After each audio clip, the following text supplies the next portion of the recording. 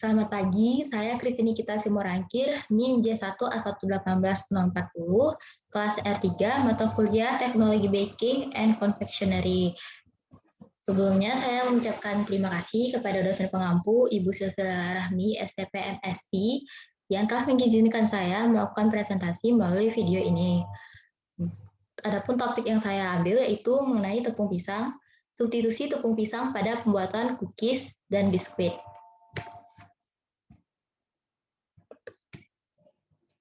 Cookies dan biskuit merupakan salah satu produk pangan olahan makanan yang berbahan baku utama tepung terigu. Salah satu bahan pangan yang dapat menggantikan tepung terigu adalah tepung pisang dalam pembuatan cookies, karena produk pisang sangat melimpah di Indonesia, namun pengolahannya masih terbatas.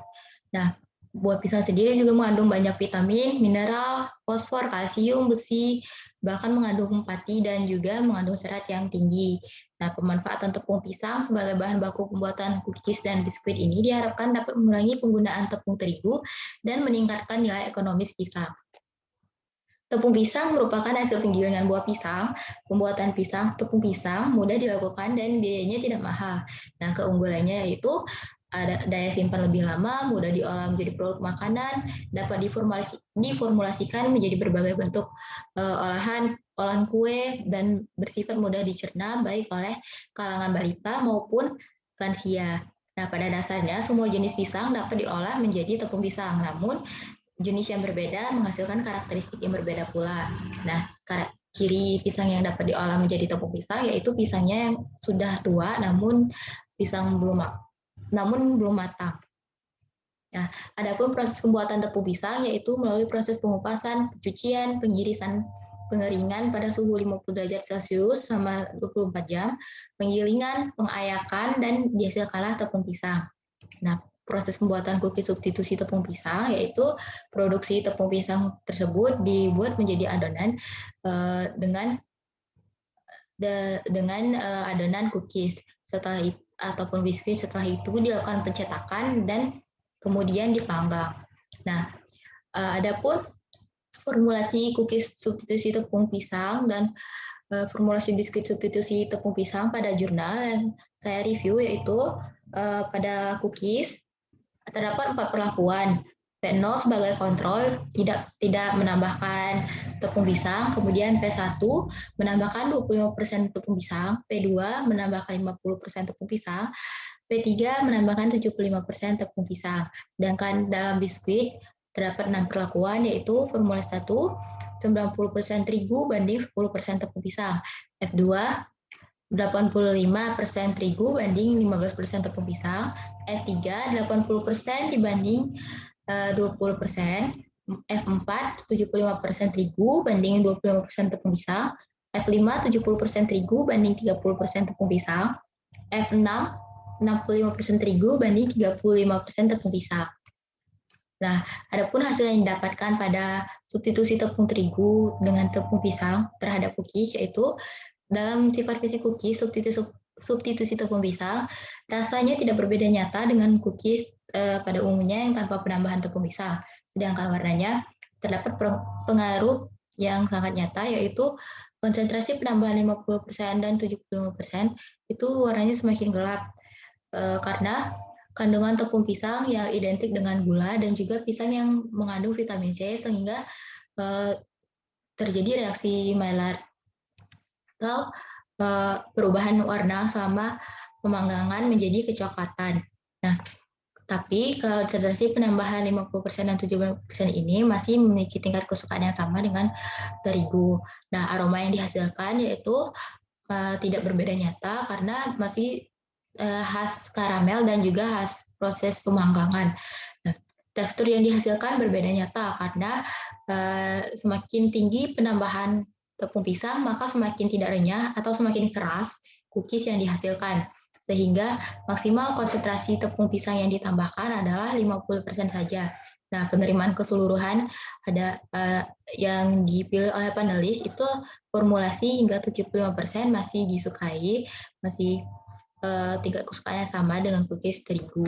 Nah, pada kandungan kimianya itu mempengaruhi kadar air, kandungan energi, dan kadar serat pangan cookies. Nah, semakin besar presentasi tepung pisang yang ditambahkan, maka semakin tinggi kadar air, semakin tinggi kandungan energi, dan semakin tinggi pula kadar serat pangan cookies substitusi tepung pisang. Nah, selanjutnya ada pengaruh substitusi tepung terigu dengan tepung pisang terhadap biskuit, hasil dari formulasi tadi. Kemudian di sini ada sifat fisik biskuit, yaitu sama seperti cookies tadi, rasanya tidak berbeda nyata dengan biskuit tanpa penambahan tepung pisang. Kemudian warnanya juga semakin tinggi konsentrasi tepung pisang yang ditambahkan, semakin gelap warna cookies yang dihasilkan karena kandungan tepung pisang identik dengan gula. Nah, sehingga menyebabkan adanya reaksi Maillard pencoklatan karena perubahan warna pada saat pemanggangan menjadi kecoklatan. Dan teksturnya juga peningkatan tepung pisang menurunkan efek shortening margarin dan biskuit semakin keras dan tidak renyah. Nah, penerimaan keseluruhan yaitu pada biskuit formulasi substitusi terbaik tepung pisang terhadap biskuit yaitu pada formulasi F2 atau 85% terigu dan penambahan tepung pisangnya hanya 15%. Nah, analisis proksimal biskuit tepung pisang itu ada kadar air, kadar abu, kadar lemak, kadar protein, kadar karbohidrat, glycemic index, indeks glikemik, kadar serat pangan, dan juga total fenol. Nah, biskuit tepung pisang yang kadar airnya cukup rendah pada proses pemanggangan mampu menguapkan dan menurunkan jumlah kadar air dalam adonan biskuit, sehingga kadar air yang rendah mampu meningkatkan masa simpan suatu produk, sehingga biskuit menjadi tahan lama. Nah, kadar abu, biskuit yang terbuat dari pisang formulasi terbaik tadi 85/15 itu mempunyai kadar abu sebesar 2,57% dan ini di atas maksimal dari SNI. Ini karena adanya tepung pisang batu memiliki kadar abu yang lebih tinggi dibanding dengan tepung terigu. Kemudian kadar lemak yang dihasilkan sebesar 20,71% dan memenuhi syarat mutu SNI biskuit, yaitu minimal 9,5%. Kadar lemak yang tinggi ini disebabkan karena penggunaan bahan baku yang banyak mengandung lemak seperti margarin dan coklat bubuk. Nah, pada kadar protein sebesar 5,65% belum memenuhi SNI biskuit yaitu minimal 9% karena tepung pisang batu memiliki kadar protein yang lebih rendah dibanding dengan terigu. Kadar karbohidrat nilai adalah 69,64%, sedikit lebih rendah dari batas minimum SNI biskuit yaitu 70%. Kemudian glycemic index yang pada biskuit dihasilkan 21,006% dan ini menunjukkan bahwa indeks glikemik biskuit tepung pisang batu memiliki nilai indeks glikemik rendah. Nah, kadar serat pangan